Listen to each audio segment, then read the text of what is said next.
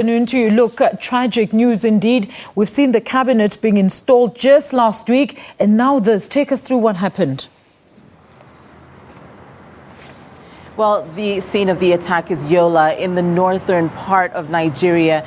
Now, Yola is in Adamawa, and Adamawa is one out of 3 states that is really, the footprint of where Boko Haram was birthed. And, residents and traders gathered together in an evening commute, very typical of, a town commute anywhere in Nigeria when the blast went off. It's reported that over 30 people have been killed as a result of that blast, and about 80 people have been transferred to hospitals and to aid centers by the, the National Emergency Management Authority, along with the Red Cross. It's interesting to note President Muhammadu Buhari was in Yola just this past Saturday, really going to rally the troops and reiterate his commitment in bolstering their effort up in the northeast, but more importantly assuring the people of Nigeria, and especially of the people in Yola, that he is paying attention and that this insurgency would be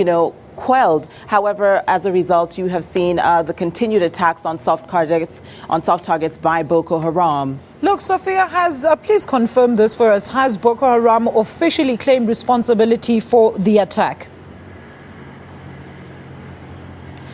Although these attacks are very typical, sort of like a hallmark of the types of attacks that Boko Haram has carried out, there is no or responsibility that has been openly or publicly put forward by the insurgent group. However, it's quite typical of what is happening in northeastern Nigeria and what is likely to be spreading across the borders of Nigeria into the other parts of the the Lake Chad Basin. That's Cameroon, Niger, Benin, and Chad in fighting this type of insurgency. But although no statement has come out, it seems quite likely that this is a Boko Haram attack.